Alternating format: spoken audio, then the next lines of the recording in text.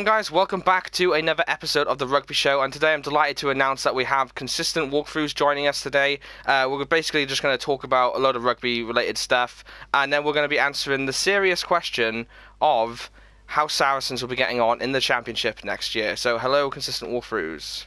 Hello, welcome. Thank you for having me on. No, that's all right.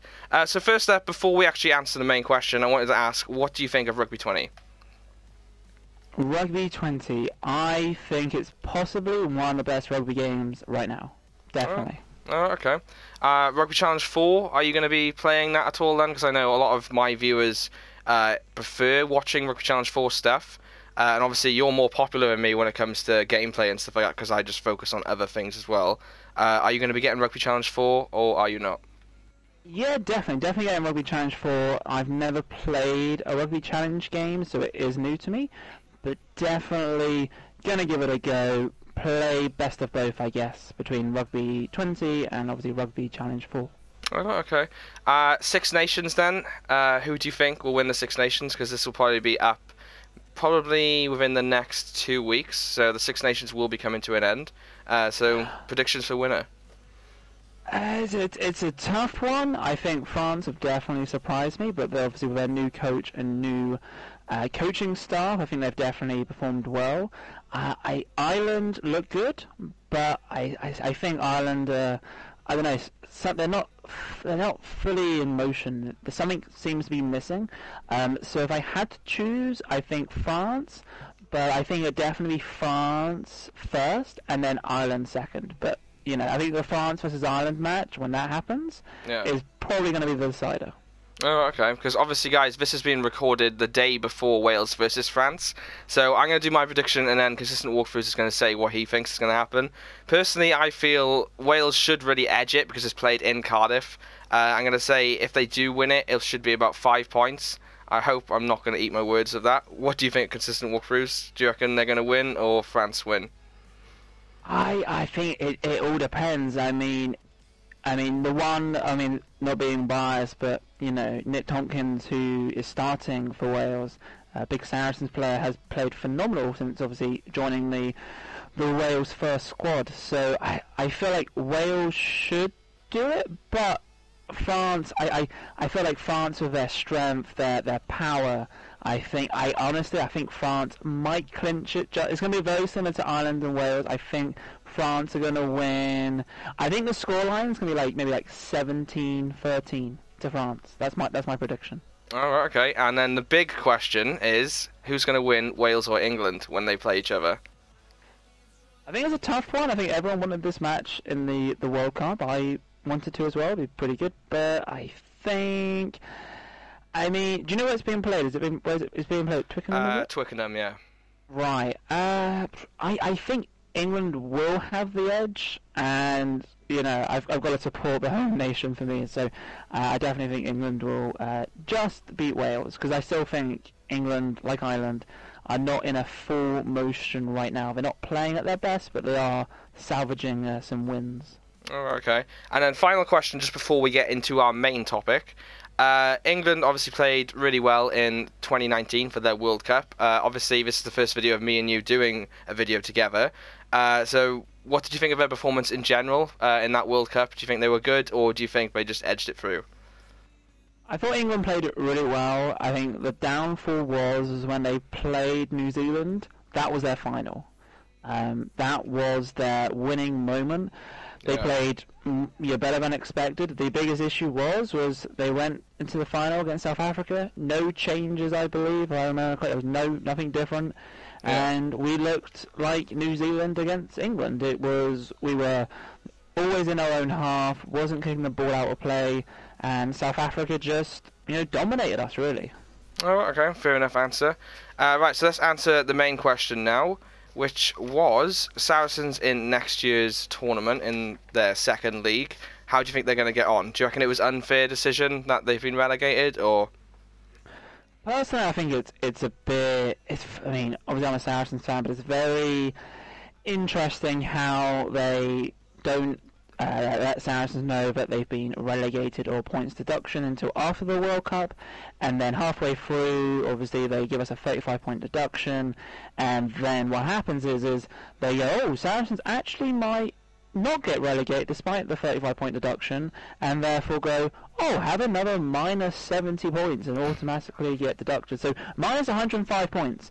Yeah. So kind of sucks. Going to the championship, for me, there's some good things and some bad things. The good things is it's kind of a reboot. Now, when I say reboot, is Saracens are still hiring a new CEO. We have a new director in place. You know, us going down, we can restabilize, we can build together the squad, and then go back up, which will be good. I think the only downside of us going to the championship is mentality, because you know we're so like, you know, used to playing at such a high level, and going to the championship, you know, recently announced that Allianz, our sponsor, is cutting the deal 1 year before the official end date, and I kind of feel like the finances, obviously the RFU, which is funny because the RFU, I don't think they're big fans of Saracens now, because the RFU, if you don't know, the RFU have, I think, reduced the championship club's finances. Is that because Saracens are going down, and they go, oh, you know, we don't want to give Saracens more money than they deserve, but it kind of sucks for the championship clubs. So in terms of Saracens going down, I think the big players, everyone still wants to know if they're staying. You know, Jamie George, Elliot Daly have confirmed that they're staying. It looks like Owen Farrell will stay. I think what's going to happen is the RFU, or the English RFU, have announced, I believe it's confirmed, but I could be wrong, but I believe currently right now to play for England you need to play for an English club and you can't play for an overseas club, but apparently they might make an exception for next year, so the players like Owen Farrell, Maro Itoje can play in France, for example, and still get selected for the England club. So I think us going to the championship, there's some good things, there's some bad things, there's still a lot of unknown, and as a Saracens fan it does suck, but one thing I'm looking forward to is going to some away matches. There's going to be no seats at some grounds. I think there's a university who's in the championship. Yeah, I think you have Guernsey or Jersey, one or two. Such a small island playing rugby. And look at Newcastle, right? They got relegated last season, and they're completely dominating the scenes. And I think it'd be good for our academy as well. So, you know, pros and cons to us being relegated, but... So do you reckon then Saracens knew what they were doing? I mean, because obviously the rules are in place for a reason, and they clearly went over the rules with the salary cap and stuff. So do you reckon they knew what they were doing? Do you reckon it's fair the salary cap is there?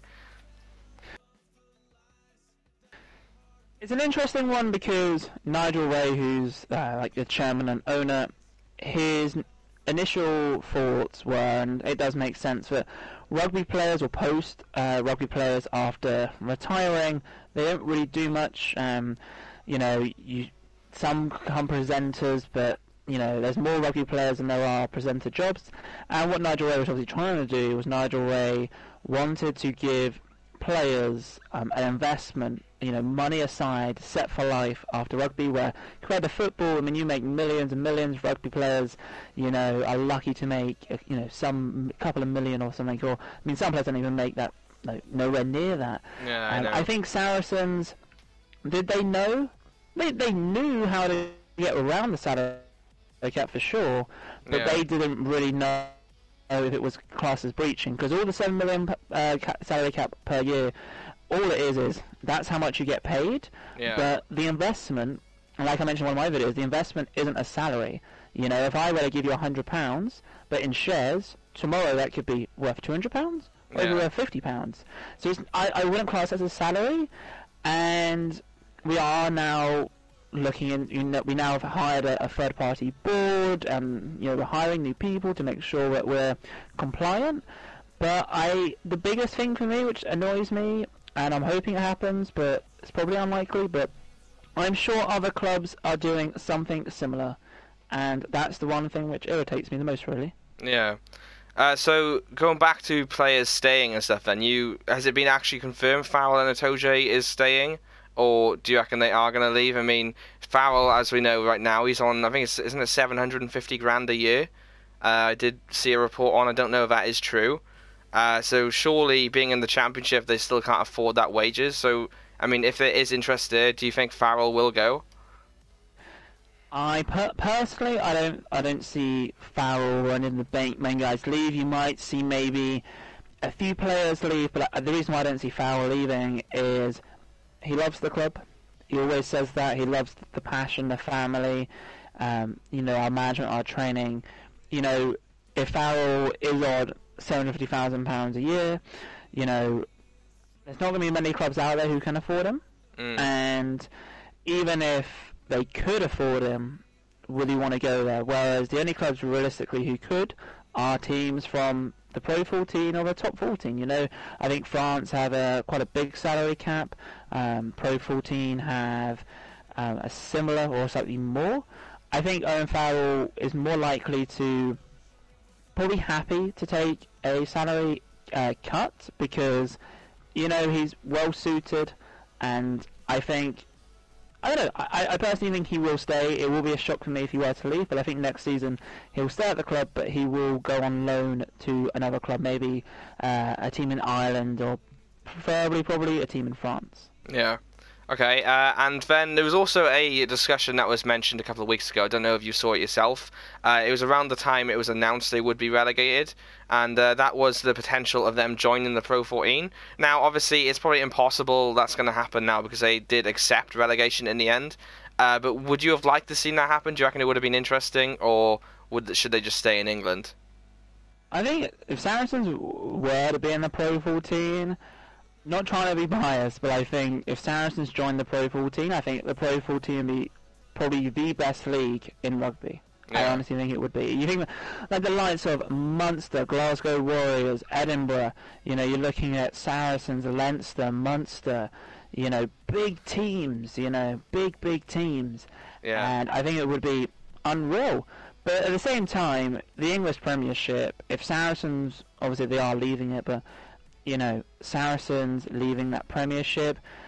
I mean, yeah, would it make it fairer? But I guess, Saracens have been quite dominant, and yeah, you'll get some people going, oh, because Saracens, overspent. But realistically, if you look at our academy and look how we perform without our big players, we still play well.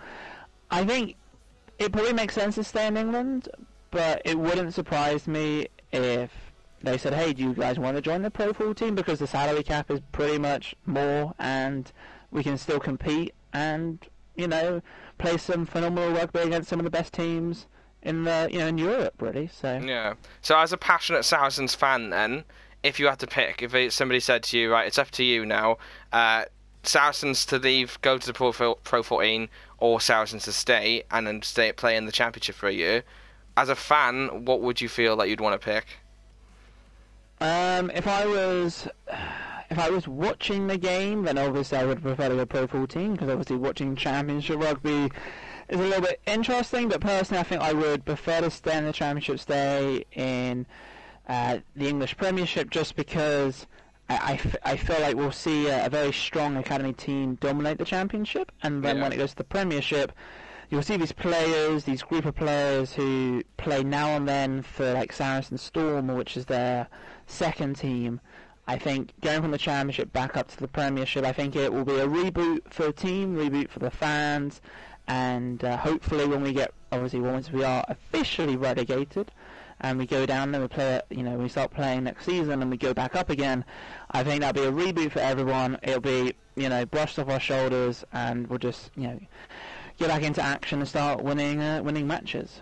So you reckon they'll bounce straight back then, going from what you're saying, is it? Or oh yeah, easy. Look at Newcastle. Newcastle played terrible last season. Look where they are now. No losses. The only other team which I think is in second place is Cornish Pirates. They're a realistic team potentially, but you look at Newcastle, man. I mean, Newcastle are dominating with. I mean, our academy's better than Newcastle, and they're going to, destroy them. So we're going to break records. Like, no doubt, Saracens will break records next season in the Championship. Oh, okay. We'll have to talk about this then come the end of next season. Oh, yeah. I mean, I'll probably be biting my own words, but I think, I don't know, man. I see it happening. Yeah. See it happening. And, I mean, it's going to be an exciting time. Yeah.